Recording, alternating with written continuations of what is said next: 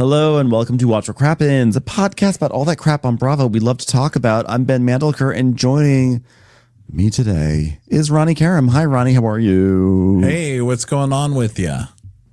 Not much. We are here today to talk about Next Gen New York City. Also, a little scheduling update. We're taking a mini break because it's July 4th here in the States.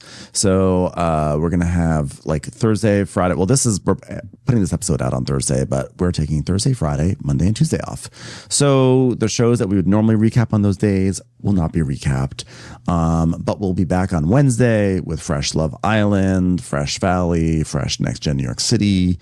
And then we'll have all the shows that you love, like Miami, all that good stuff. We'll be back, but we're just giving ourselves a little bit of a holiday. So thanks for your patience with that. Speaking of Love Island, go to patreon.com/watchforcrappens to get our bonus episodes where we are recapping Love Island. We did a real big one today where we recapped that crazy stand on business challenge that they did. And we had a lot of thoughts. I'm sure you have a lot of thoughts. So go listen, weigh in, leave a comment. Don't forget, you can join our Discord community if you are on Patreon, where a lot of people are talking about Love Island. So there's just so much to do. And we also have Crappens on Demand, where you can watch us, not just listen to us. So with that all being said, let's dive into Next Gen New York City. And we pick up where we left off, which is that we're at this party for Chloe. It's Chloe's birthday. And Ava has basically just shaded Ariana for not looking like a fashion designer. And she's not really wrong. It's just not nice. It's not nice, but it does crack me up because it's such a fight when you're 20. Like, how dare you say I'm not a fashion designer? You literally aren't. Have you ever drawn anything? You walked into the place and said you want hearts on sweatpants. Yeah. You have no fashion POV.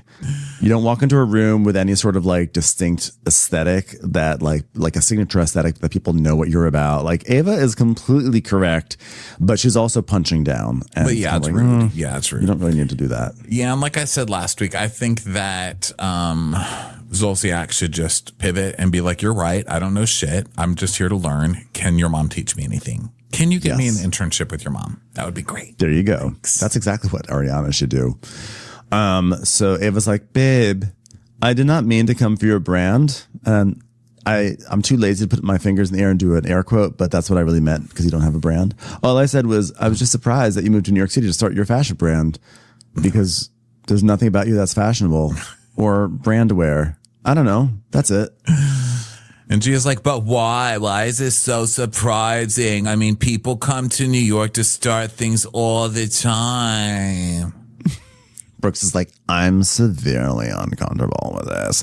And he and George are like laughing behind them because they're like, this is so awkward. Oh my God. And then my mother are the icons across the room while this is happening. Like, I die. Yeah, but like when I've seen someone with a fashion brand, I can usually tell like, hold on.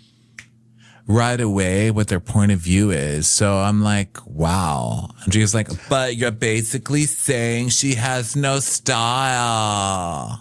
Yeah, in a way you're saying that. No, I'm not saying that. It's just like, you know, when you look at Gia and you see like trash New Jersey, that's her vibe. No, you know? you just said you can usually tell. Yeah, I usually can tell. Yeah, but you just said like clearly you cannot tell. That's what you just said. Can I finish talking or no? I can't. If I can't talk, no, because okay, like fine. everything you're saying is just like insulting. Just letting you know. Just letting you know. I haven't said anything because you've been talking the whole time. Just letting you know about it. Just letting you know. Gia, please stop acting like you've never heard anyone shocked that you have anything to do with fashion. Your family has heard that many times, my friend. Okay. Gia's also funny because she gesticulates with sort of like slow moving paddle hands.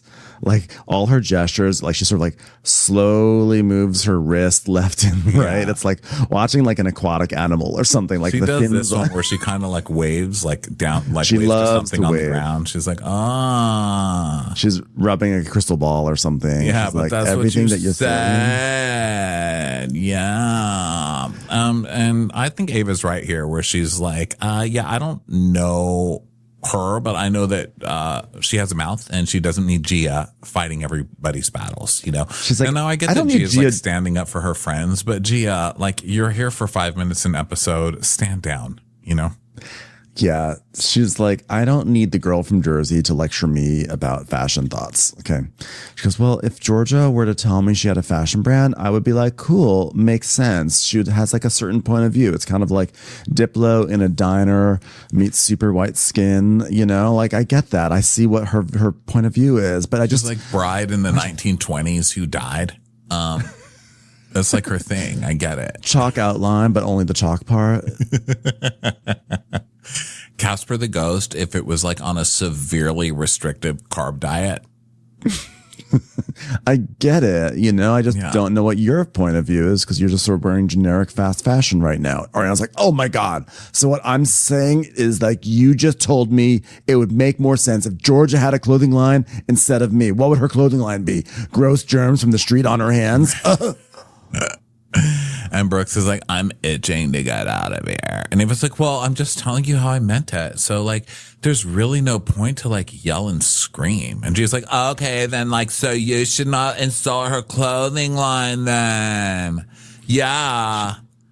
She doesn't have a clothing line. Yeah, so it was like, could you not point your slow paddle of a hand in my face? Because this is how I talk. We're Italian. If you're not used to it, get over it. You can put that in the trailer. It was a really good moment. Get over it.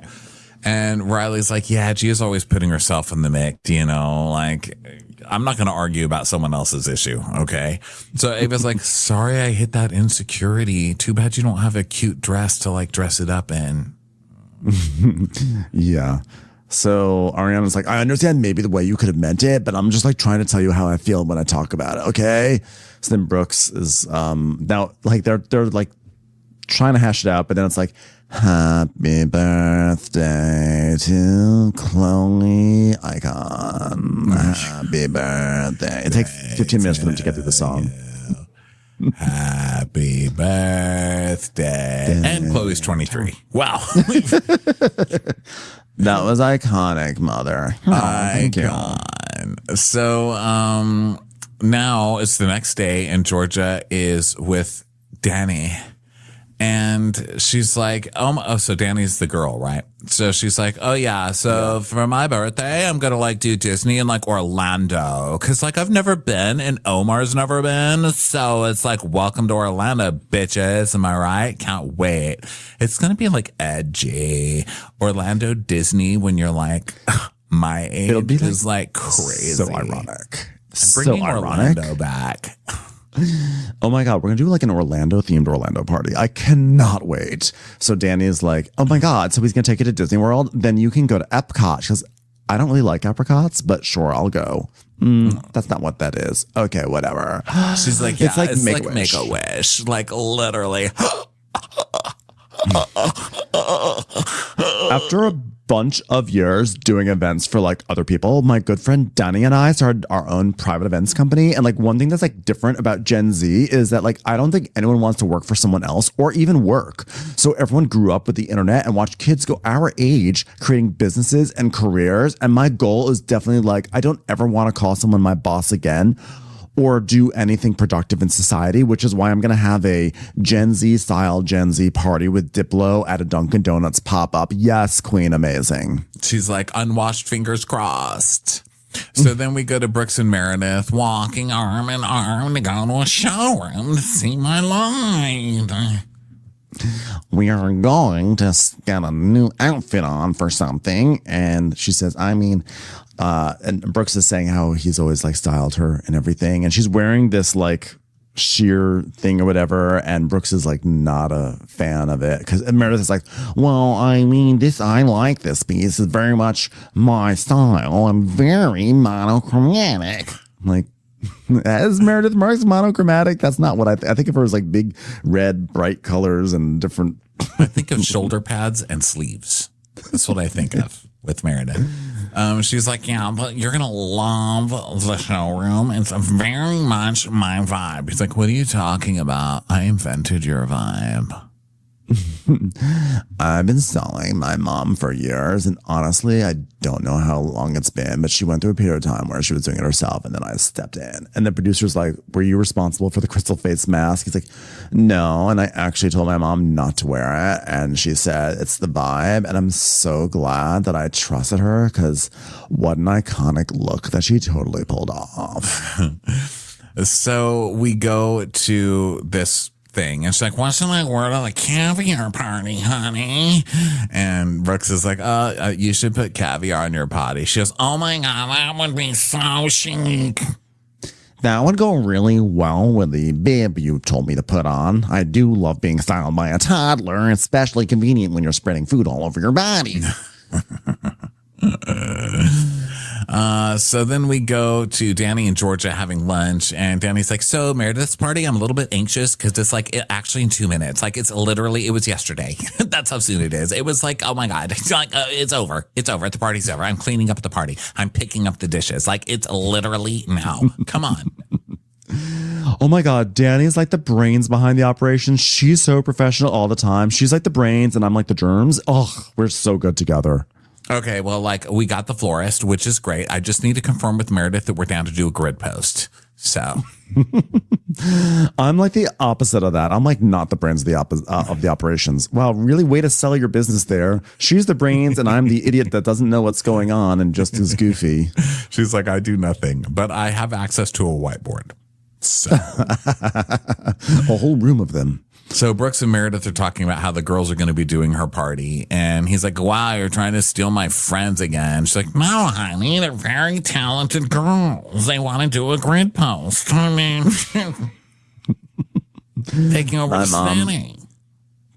My mom recently launched Meredith Marks Caviar, and Georgia does like a lot of event coordination and planning and like hosts like some of like the most amazing parties in New York. Like last week I went to a Cinnabon and Sinbad was the DJ. It was iconic. I didn't even know who he was, but I was like, Sinbad. Yes.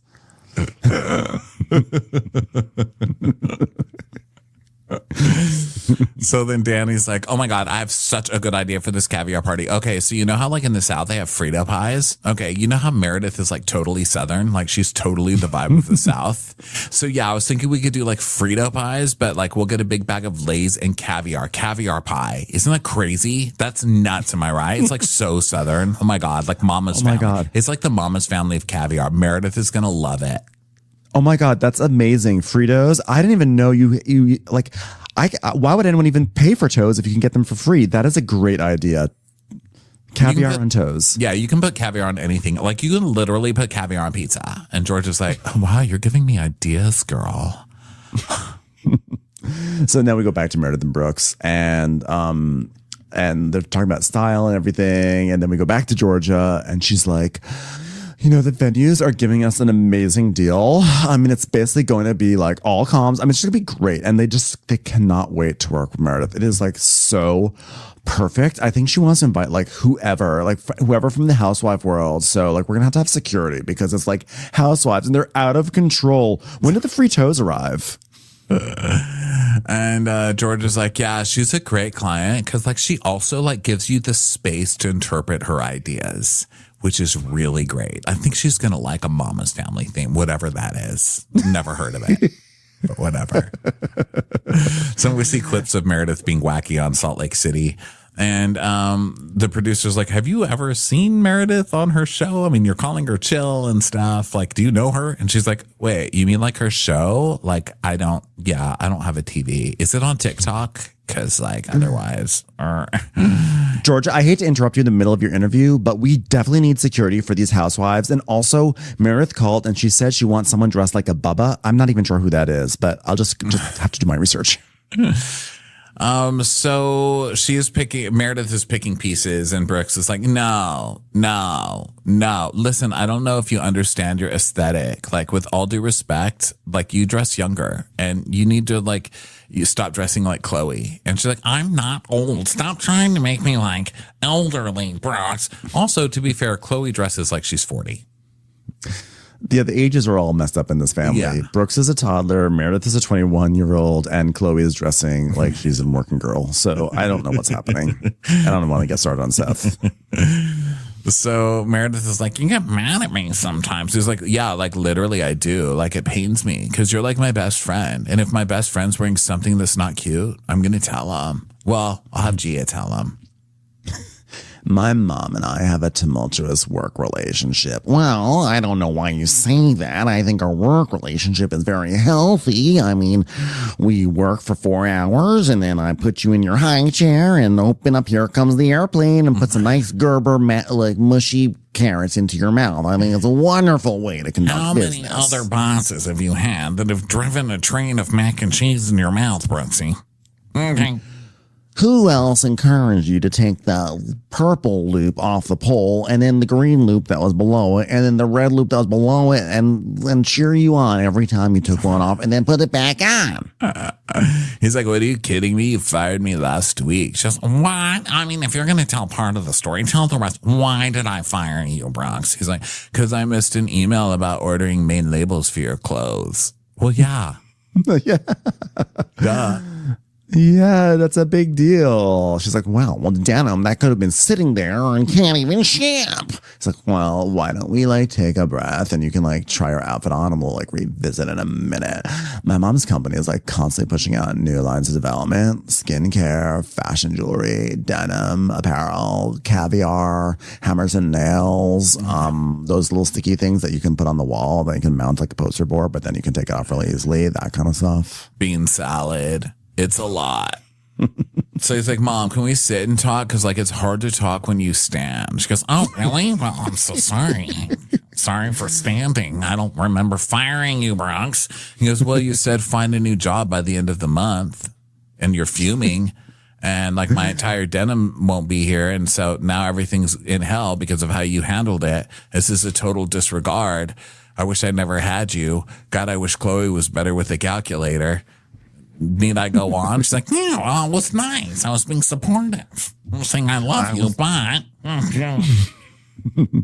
Do you ever see that TV show Undercover Boss? Well, I'm starting one called Overcover Boss, where I am going to just shower you with praise because you're a beautiful little toddler, but you should be fired.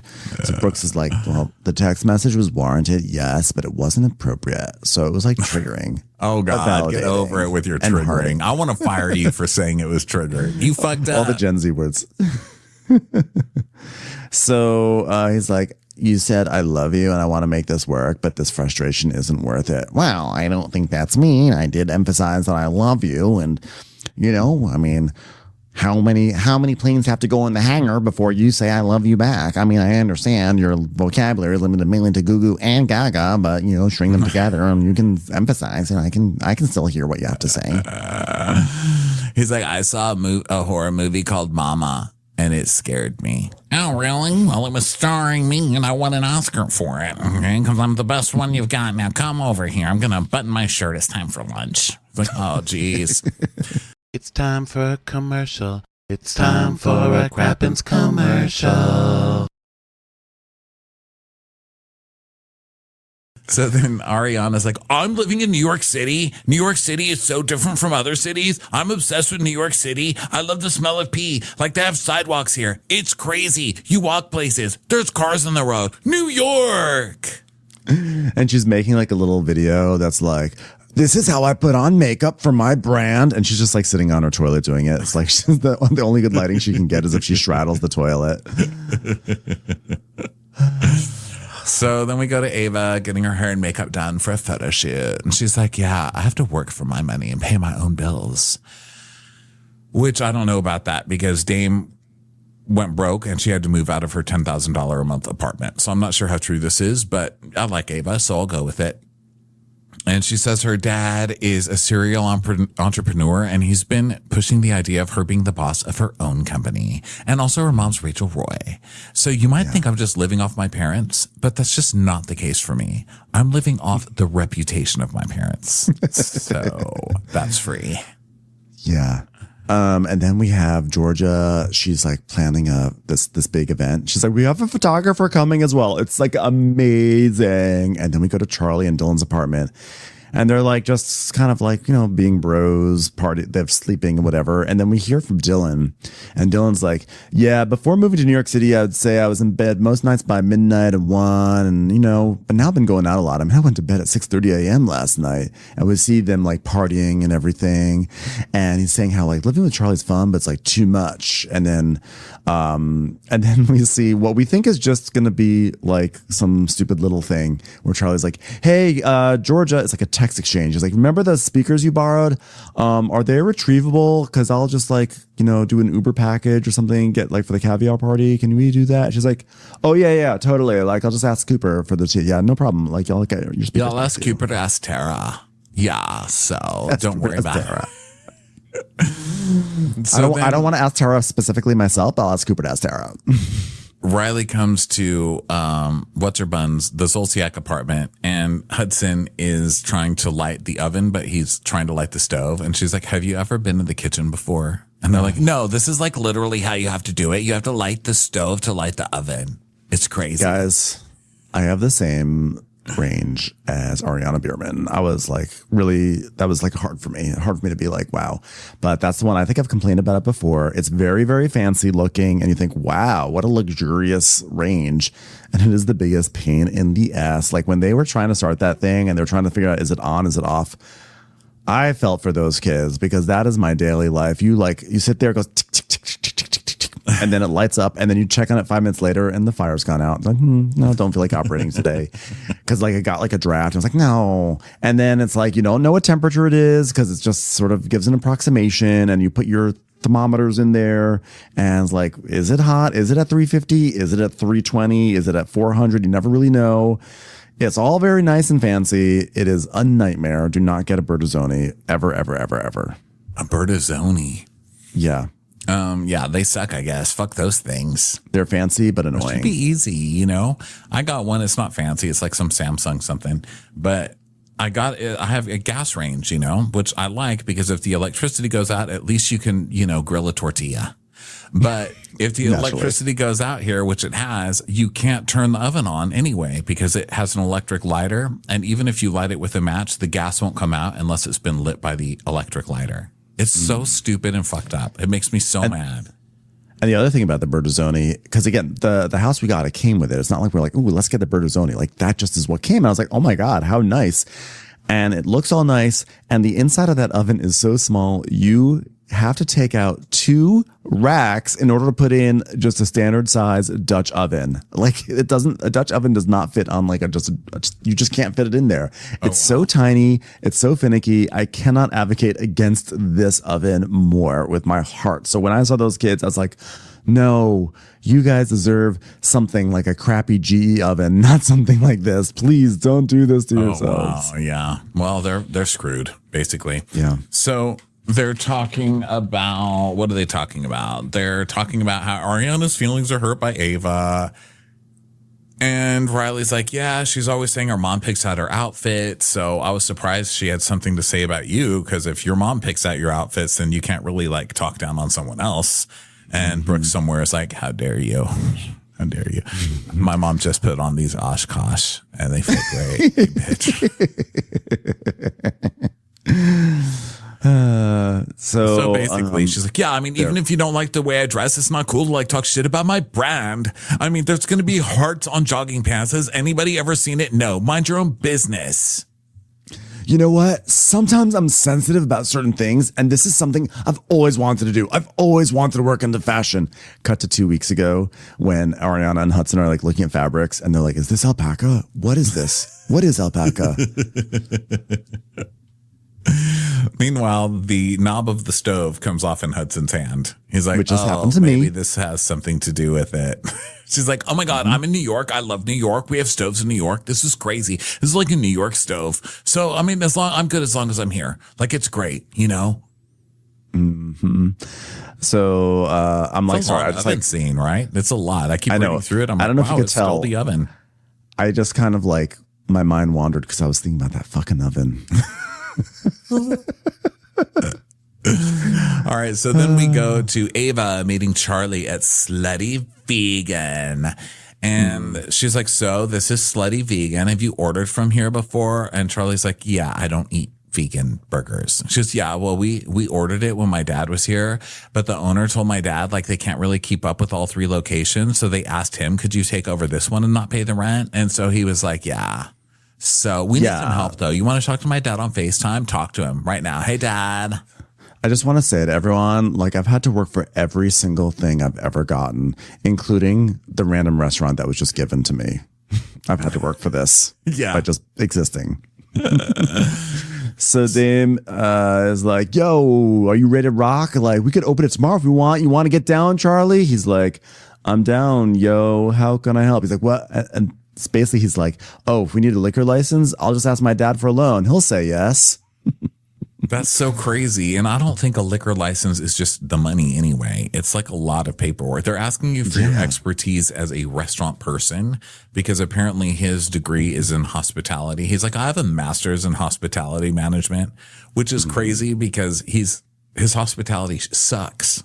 He's just like a user, a boozer, and a loser. And he's like, yeah, it's like a vague master's. And it's not where my passion lies because, like, I mean, it's skateboarding. But, you know, it's like a master's to get my dad off my ass. So, yeah, it's basically where I'm going to try and pull this liquor license from. Yeah. See how that goes.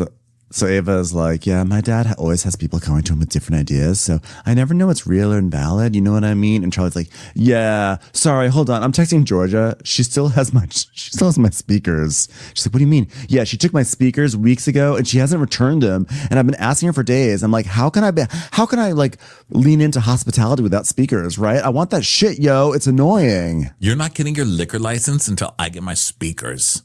Okay. And so Ava's like, well, I feel like Georgia and you used to be besties. And he's like, yeah, but you remember when she would literally like live at my house? I mean, like if Georgia was homeless, like living on my couch, eating my scraps, and that was okay, but now I can't get my speakers back. Seriously, after all that I gave to her. So now we cut to Georgia and Omar, and they're eating dinner at a restaurant. And Georgia is like, oh my God, I would totally wear this outfit to my own wedding. He's like, yeah, I'm not going to wear this. I'm going to wear a tux. Omar, he's just not jaded like everyone else from New York is. He's just sweet and optimistic, and I'm just not used to that. Have you looked at your own boyfriend? He looks like he's just emerged from like a knife fight on the subway. He's always like, this guy's jaded. She's like, I like that he doesn't put on any airs. And he's like, hey, you guys got escargot? Yeah. Yeah, I don't even need to look at the menu. Just like boil up some snails. So she goes, guess what happened today? What happened?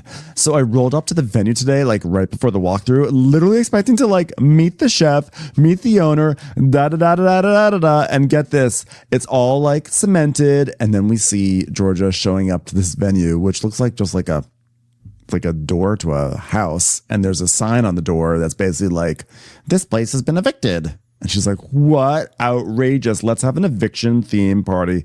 It will be so hilarious. We could have Kid and Play, and if we can't get them, we get some Kid and Play impersonators, and they can be on the ones and the twos, and we'll have past apps like, I don't know, Stover's Mac and Cheese, iconic. We're going to have like a tent city caviar party. It's going to be amazing. We're going to have the carpet made of used needles. It's going to be so good. Meredith is going to love it. And we see the clip and Meredith walks up and like, look, Meredith, it's an eviction sign. And Georgia starts cracking up and Meredith is like, oh, God damn you fucking moron. This was supposed to be the debut of Meredith Marks Caviar. So, but Georgia, like, don't worry, it all worked out. She fixed it. So she's like, so he goes, yeah, you know, can we talk about the elephant in the room? And she starts looking up. She goes, oh my God, not me looking for an actual elephant in the room. Oh my God, Omar. He goes, this whole thing was very unexpected. Yeah, for me too. I mean, first thing I noticed about you was the extroversion. I was immediately drawn to all the qualities you have that are just so foreign to who I am. And she's like, oh my God, my palm is sweating. Do not add soap to it. Do not add soap to it. I know. She's like, feel it. I'm like, I don't want to feel your germs in a sweaty state. Your swamp ass hand. Nobody needs it.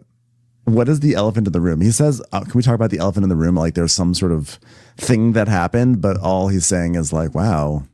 I think he's saying we need to have the relationship talk. is what he's saying. Like the elephant in the room is, are we boyfriend and girlfriend?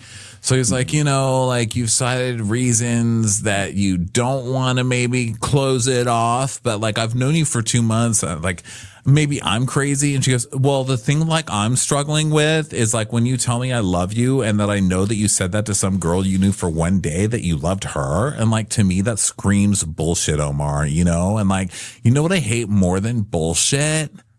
Nothing. By the way, did I tell you about the party I threw for Diplo in the McDonald's slide? It was amazing. Oh my God. We had burlesque dancers and we styled them all to look like Dinah Manoff in 1988. It was iconic. Do you remember when Cats was going to come back to Broadway? And so I had a party for them that was Ratatouille themed. That shit was gold. But we got Jasmine Guy to do the lead and everyone loved it. So she says she has trust issues because her dad lived a secret life. So we're finding more about this crazy backstory. He had a secret life and he basically bankrupted the company that he built with her mom and then took that money with, I guess, the other family and just left the family with nothing. So now she doesn't trust people. Oh, yeah. She's very not trusting, which is why she's like, I won't say I love you, but I will go into business with you. So I'm very not trusting, which is why when you lend me speakers, I'm not going to give them back to you right away because I want you to not trust me in turn. And he's like, but I didn't actually mean it when I said I love you to the other girl. She goes, but how do I know like you actually mean it now? And he's like, because I said it as I ordered escargot. She's like, that's not a terrible point. It's not a terrible point. So he's like, I did mean it. I do love you. And she goes, okay, but like, you know, I haven't seen anyone else since we started talking. Like, I'm not like a whore or a slut. Not that there's anything wrong with being a whore or a slut. I just chose like a different path. And like, I'm doing it. And you know what? Whenever I do it, I have the best sound quality to back me up. I'm sorry. Did I say that on camera? When I commit to something, I am in it whole hog. So for instance, if I come across some speakers, I'm going to hold on to them for as long as I possibly can because I commit to things. Yeah. And he's like, okay, well, we have some things to work out, but I'm not going anywhere and I want to work on it. She goes, yeah. So then we go to George and Danny prepping for the Caviar party and people are coming and they're putting out caviar and all that. So Charlie comes in. And, he calls Georgia. So he's like, hey, Queen, just calling because I really would like to get my speaker back. And she's like, oh, babe, wow, you're really talking about your speaker a lot, right? Yeah, Cooper knows about it. He heard about it from Jan, who was called by Lucy. So we're going to get it back to you in the next couple of days, possibly. But like now's not the time to be asking about your speaker. I'm in a Burger King putting on a caviar party. So he's like, no, but I need it right now because I'm having people over. Okay, relax, because you literally asked me like yesterday to do this, and I need at least 3 months to be able to pick up speakers from my living room and put them in my bag. Okay, so we will get it to you very soon. Your request has been processed, but it has not cleared yet. We need 5 to 1,000 business days. Okay, because Meredith is here. I gotta go. And Charlie's like, so people arrive, and Seth runs into Teresa and Louie. And he goes, wow, look at you two. God, who's older between the two of you? She goes, actually, me by 2 years is. He's a Taurus, I'm a Taurus. You know, fourths and fourths go together, am I right? I don't need these people on this show anymore. They have served their purpose. They've transitioned us into a new series. They can leave now. I do not need to see Seth on this series anymore. He needs to go. Teresa's fine. She's been sort of like, she comes in and out, but I cannot deal with Seth asking these questions, trying to have a moment, trying to be funny, trying to launch his podcast again through like building a persona. It has to end. No, I stand against this. No, the show is, the kids are so much more compelling, and every moment that we spend with the adults, whether or not I like the adults on their respective franchises, is taking away from making this show grow and be as good as it possibly can be. I firmly believe that the only time we should see the adults is if they are lecturing their children like Anwar and later on Candy Burris. But I don't want to see the adults like palling around with the kids. This is like destroying the show from the inside out. I cannot be the only person who is dying to see how Seth's pansexual story is going to pan out. How is it that I am more invested in Charlie's speakers than I have been in really anything that Seth has ever done on The Real Housewives? That's pretty good. But you know what? I will also say, I don't know a lot about astrology, but I do know that Tauruses do not belong with Tauruses. You know, that is like the most volatile sign. It's like bulls. Yeah. You don't put two bulls together. So I think Tauruses belong with Elantras. We're talking about cars, right? So Seth is like, no way. How do Tauruses get along on an intimate level, guys? Let's talk about this. Can I sex coach ya? And Louis like, no complaints here. Yeah, we do it. Tauruses and Tauruses, eh? So then we get to Meredith, like she's getting photos done and everything, and Amira is there, and Charlie, and they start talking about going to the box. The box is getting a lot of mentions on Bravo lately after Lexi Wood and her family went there and had some fun, and it's been mentioned on some other shows. So they're gonna go to the box. They're gonna get a table, and Amira's like, I mean, I can pitch in like 15 or $1,500 or $2,000 for it, whatever. And they're all looking and like, yeah, let's go. Let's throw in some money. It's gonna be a lot, but like we can do it. And Amira's like, the box is the most iconic New York club. It's very difficult to get into, and like it's the worst when suddenly like this random like mom is there. Like, why is she showing up all the time? It's very expensive, and we're always there. So yeah, they all like going to this like Instagram sex club together. So Charlie is now talking to Georgia, and he's like, yeah, we're going to get a table if you want to split it with us. And she's like, you think I'm going to pay to go out in New York City? Like, that's nuts. Like, I'm from here. So yeah, I'm not gonna do that. And then like, where's Ava, by the way? Ava just texted to say she's gonna come. She's like, what? She's like a block away. Like, we're wrapping up. We've like, this is gonna be over in like 20 minutes. Like, why isn't she coming? It's raining, so she doesn't want to walk one block. She's literally on the same street. Yeah. Commercials. Here comes one right now. So then Seth brings over Shy, their friend Shy. Shy's like, okay, guys, I'm leaving. Just wanted to say thanks for having me. He's like, all right, see, who are you friends with? Brooks, Chloe, you gay, you bi, you like dick in your face? Tell me about it. You like women and dick? Is that pans? You want to be pans with me? Come on, let's do it. Show me how to do it. Come sit on daddy's lap. You want me to sit on your lap? We can do this lots of different ways. Anal. Let's talk about anal. Come on. Oh my God. You know, I feel like Seth has made such progress. Like season 1 of Salt Lake City, he was just like the worst.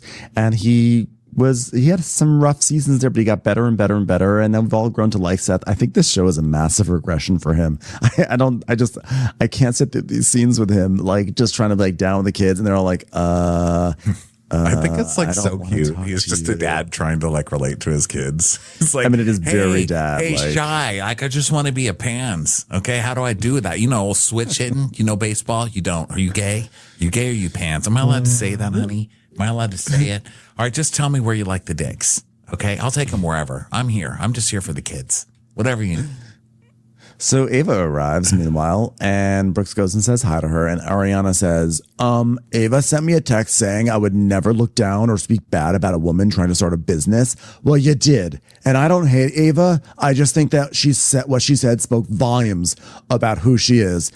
Unlike my fashion, which apparently doesn't speak volumes about my desire to be a fashion designer, but whatever. So Ava comes over to say hi to her and Gia, and they hug. And they're like, you missed the caviar. And Gia's like, yeah, I'll always be a little late to something, but like Ava, like this is so late. It's like so late. So then we cut to Riley and Charlie, and they're still working on reserving a table at the box. And Riley's like, I feel like it's not bad. 4 people for $1,200. If we're all splitting it, was it $1,200 or was it $12,000? I think it was $12,000. I don't know. I could be wrong. The point is they're spending a lot of money. Okay, that makes more sense. They go and they do bottle service, which, you know, is Yeah. So they're all splitting thousands it. of dollars. 4 people on for top of that. $1,200. Yeah. Yeah. So she's like, yeah, Charlie likes nightlife, but like, I'm going to do it because it's going to be my last hurrah for the summer. So they all decide to go. And Amira's like, hearing the comments that Ava made to Ariana at Chloe's birthday party definitely put a bad taste in my mouth. Like, there's a sense of entitlement there. Like, give it a rest. So they go to the box and we get commercial. And then we come back and it's the next day. And Riley's meeting Candy and Todd and the kids at a rooftop pool. And she's like, I'm so tired. So, yeah, they all say hi and everything. It's nice to see Candy. Love Candy. And Todd's... It is really nice to see Candy. I miss Candy. It really is. It is. So Riley's saying... She didn't have the best... Atlanta was not having its best seasons in her final few seasons, probably 2 or 3 at least. But, man, I miss her. And I miss her charisma on that show. She's so grounded and so real, and I think that's what I like about this. We have Seth, where Seth I feel like is being really performative on camera. So to have Candy, who's just like, I'm just here to check in on my daughter, and she's like, are you like Riley's saying this city is so taxing? She's like, well, why do you want to stay here? She's like, well, if I go to Atlanta, I'll be in your shadow. And Todd's like, I get that. When I'm in Atlanta, people are like, aren't you Candy's husband? But when I'm in New York, people say, who are you? It's a subtlety, but I like it.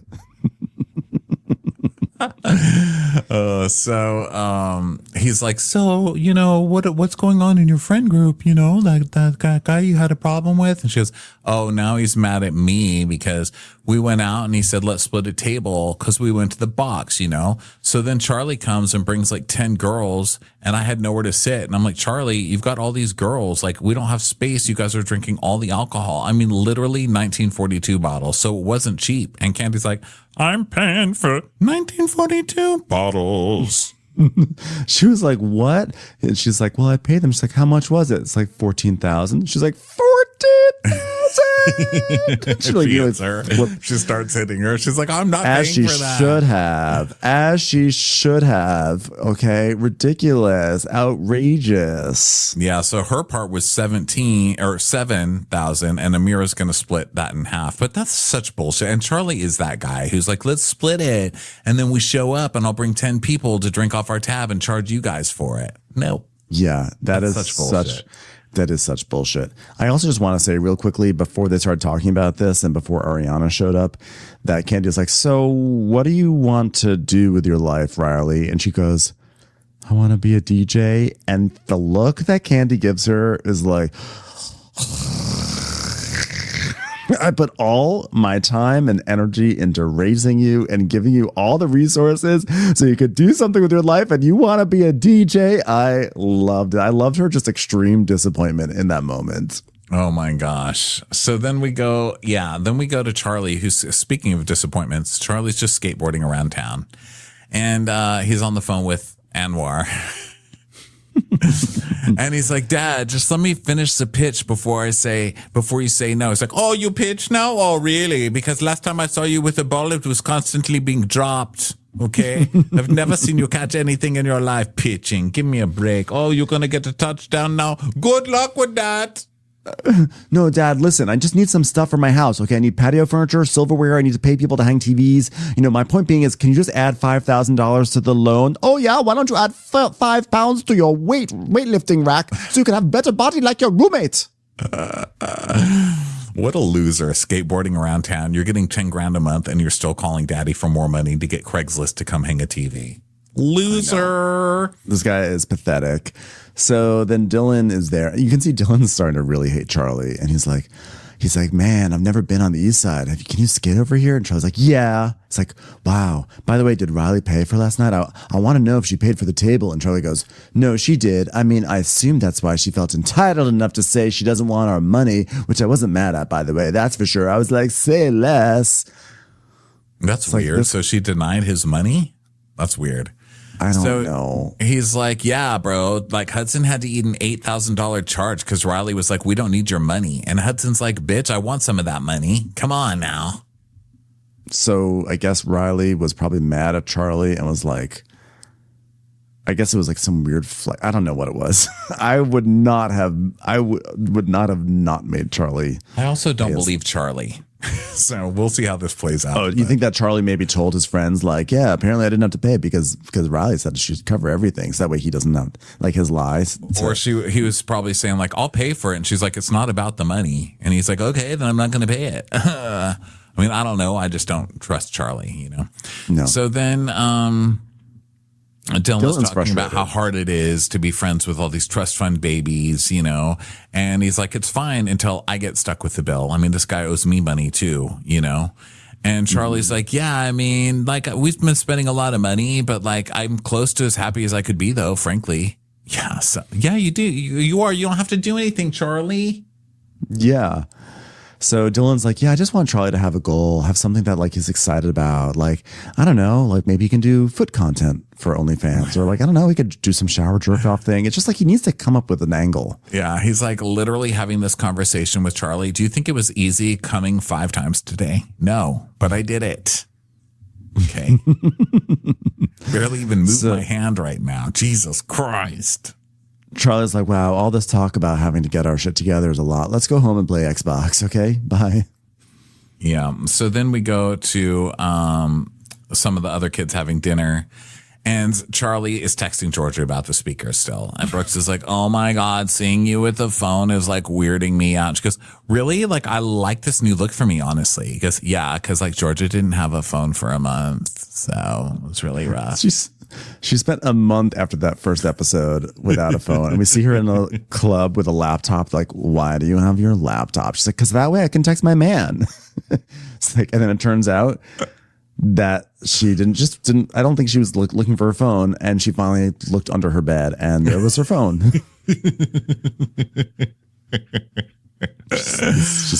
I like that she's selling herself as this workaholic professional that goes a month without a phone. Come on now. And Brooks is like, has anyone found out where Ava is? And it's like, yeah, Ava's at the Hamptons and Charlie has COVID. And yeah, COVID or something. He got it from one of the girls. He brought one of the 7 girls. Yeah, Charlie's harem of women. And so then they basically start talking shit about Charlie, which is great because he needs to be talked about in this way. Yeah. So they're basically like, what's the fuck? Charlie's showing up with 10 people and having us all,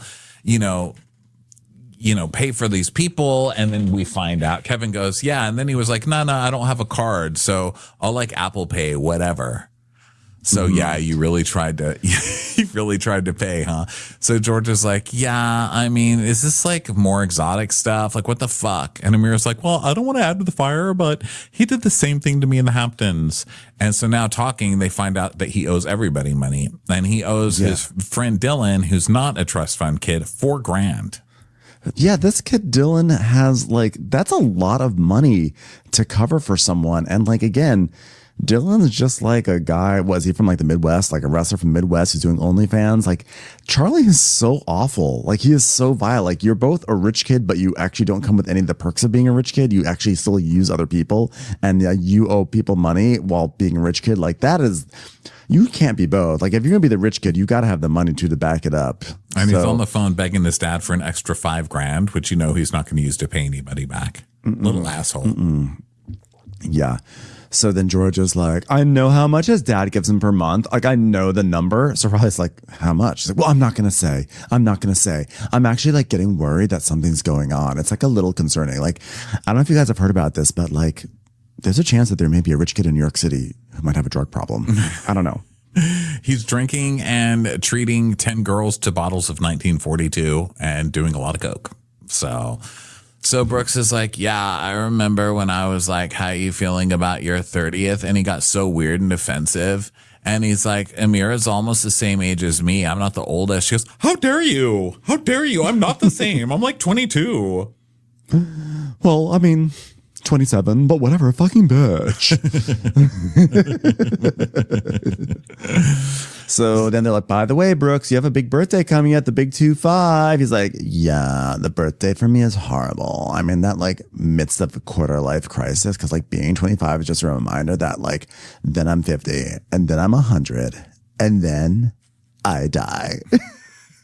Like in double this amount of time, my mom's going to expect me to like start eating mashed up food.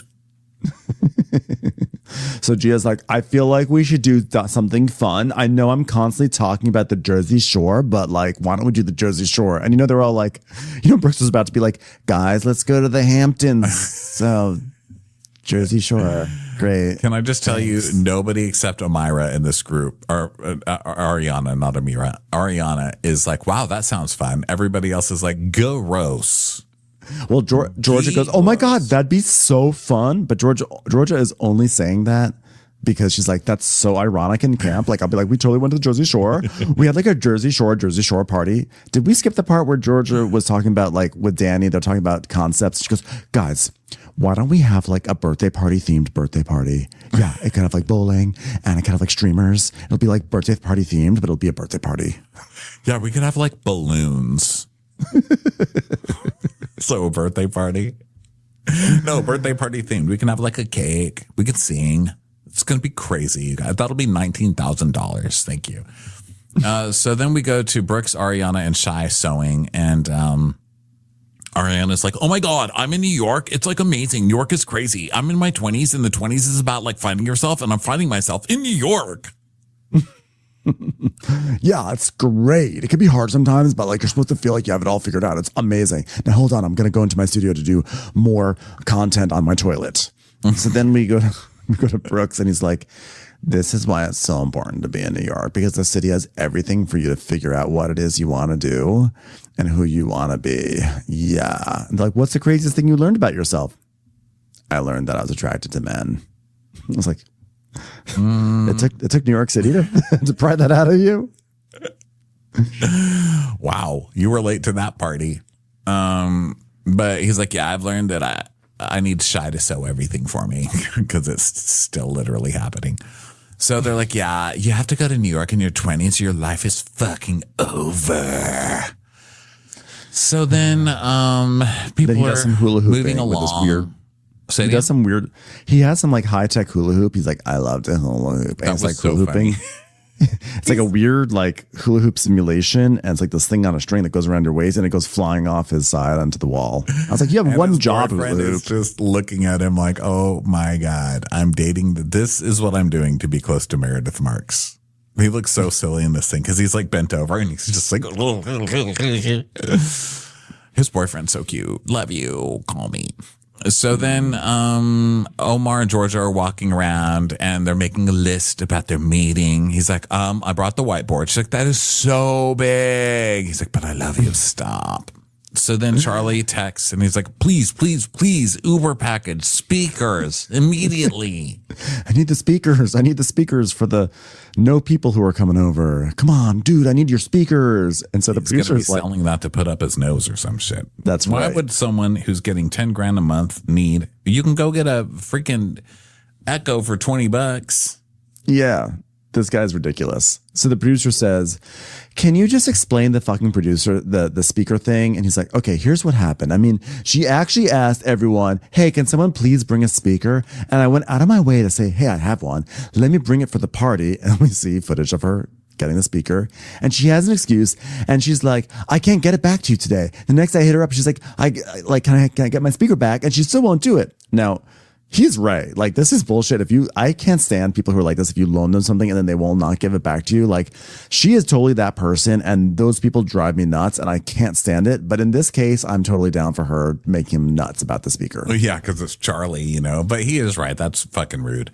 And then don't we see her around the speakers? She's like, yeah, like these speakers. Like we see a clip of her with speakers or something. And then he goes, and then the next day I hit her up and say, can I get my speaker back? And we see a flashback and she's like, Charlie, like the thing is you keep asking me about your speaker like super last minute. He's like, I called you the day before.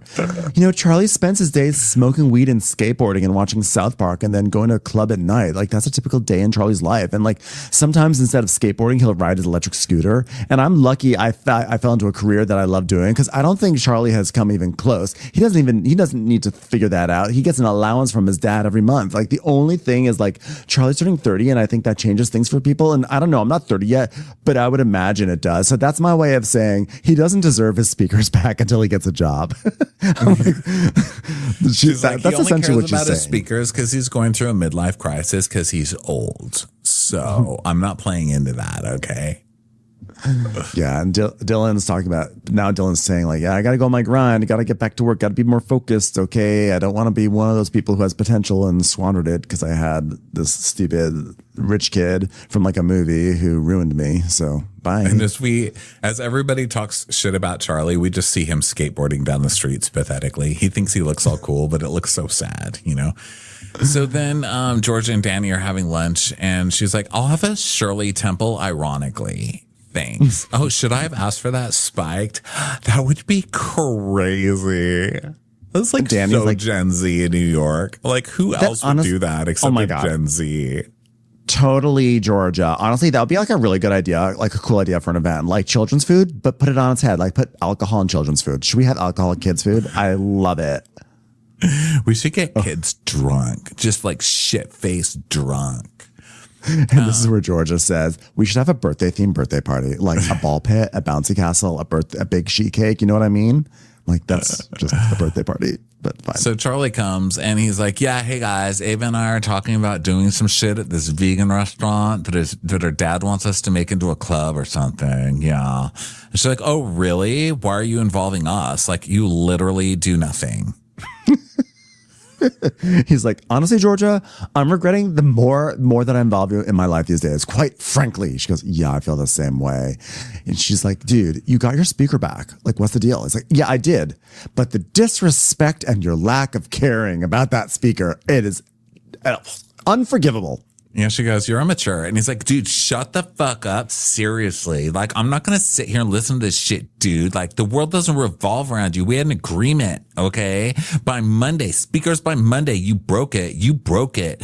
And she's like, yeah, you call me when we're setting up for Meredith's event. So, well, you didn't so to much need as your things. apologize. You didn't even apologize. You got mad at me for wanting it back. You were being absurd, almost as absurd as a Gen Z person ordering a Shirley Temple. So You literally didn't do so much as saying, I'm sorry. You're a stupid, delusional bitch, Georgia. You're a stupid, delusional bitch. what is wrong with him? I'm shocked that when we see his parents that he was even raised. I mean, can we get a nanny or somebody to yell out? Where did he learn to talk to women, this fucking guy? Yeah, well, this is someone who just gets berated by his parents all the time, probably for good reason, because he has done nothing with his life. And so then that makes him feel stupid. So he takes it out on people who are close to him, I'm sure. And so that's what he's doing here. Plus, he's probably on coke.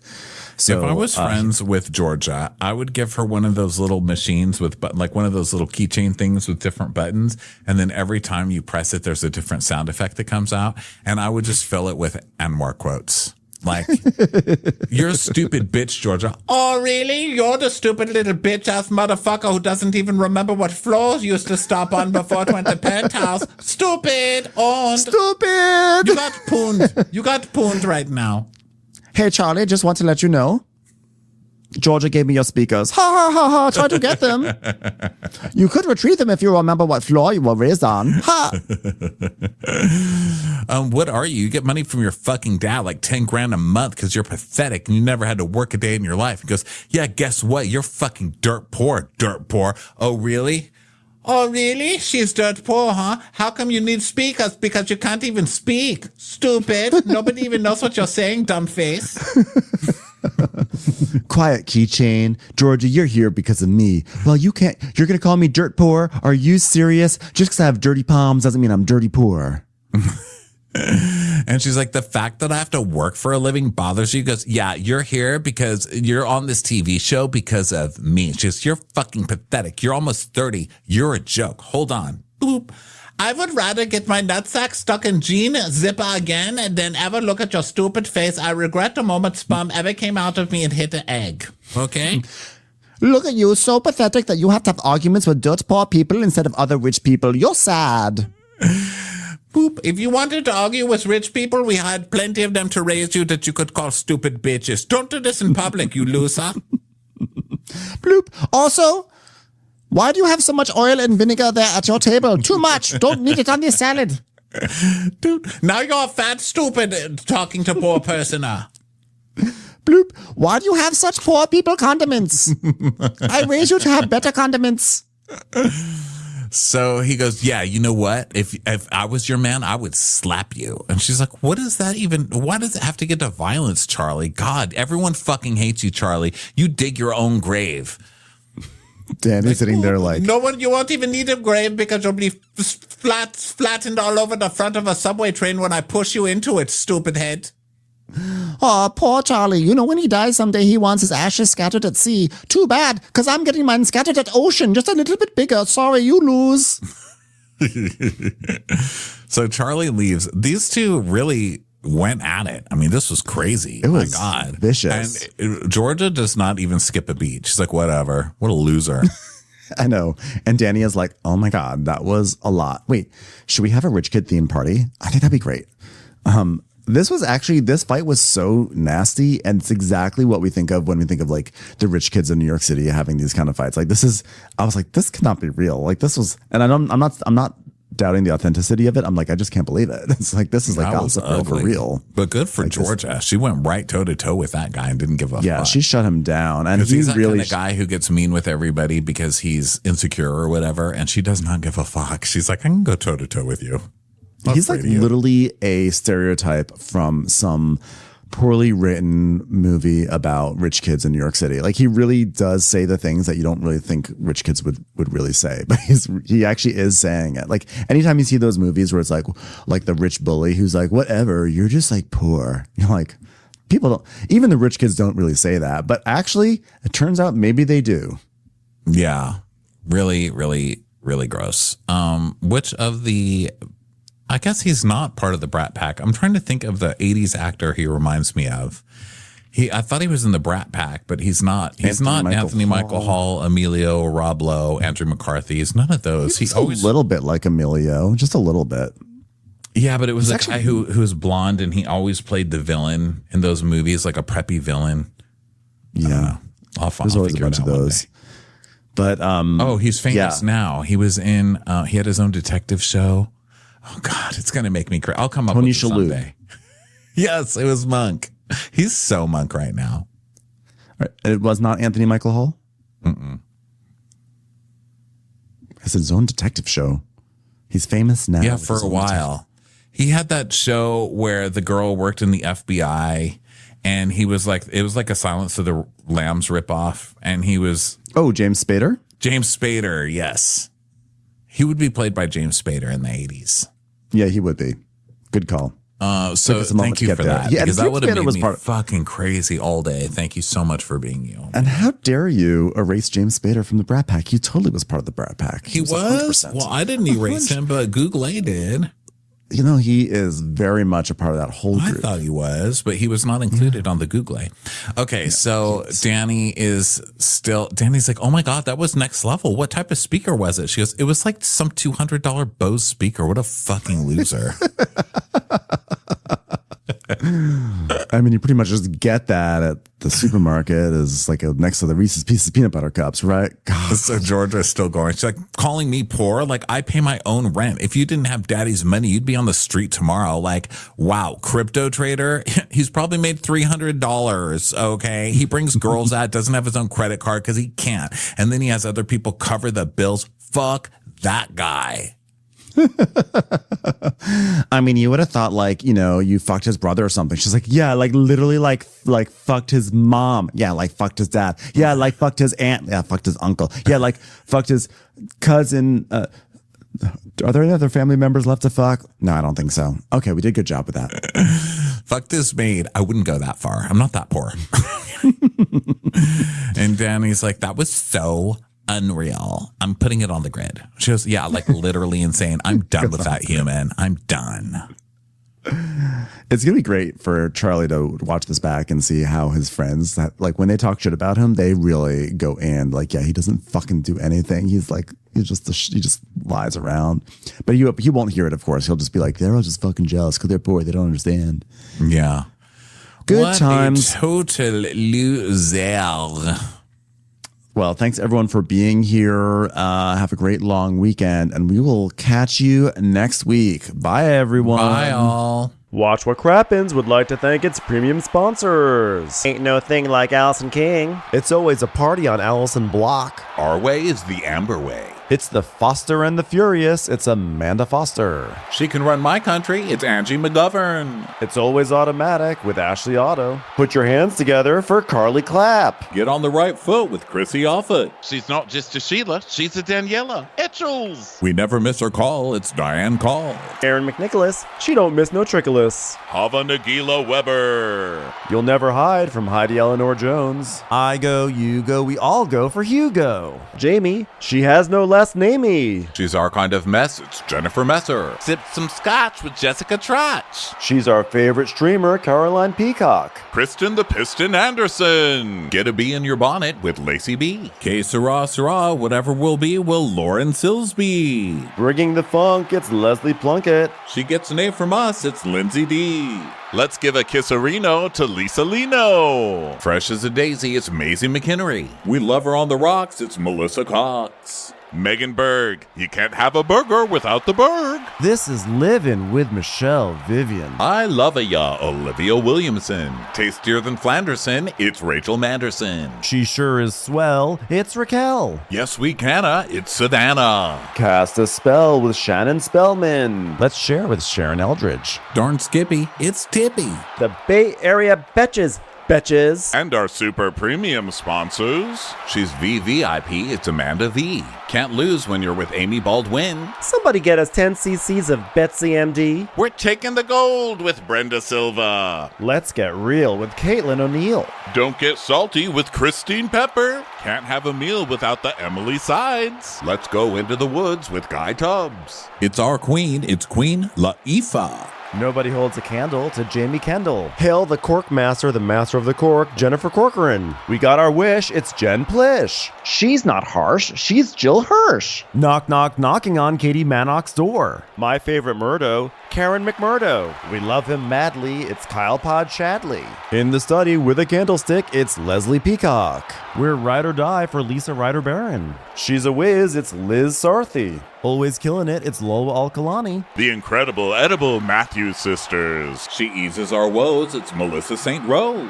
There's a chance of meatballs, it's Rebecca Cloud. She's the queen bee, it's Sarah Lemke. We cannot tell a lie, it's Sarah Telefson. Shannon, out of a cannon, Anthony. Please don't stop, it's Soli and Pop. Let's take off with Tamla Plain. It's always a good time when you're wasting time with Bravo. She ain't no shrinking Violet Couture. We love you guys.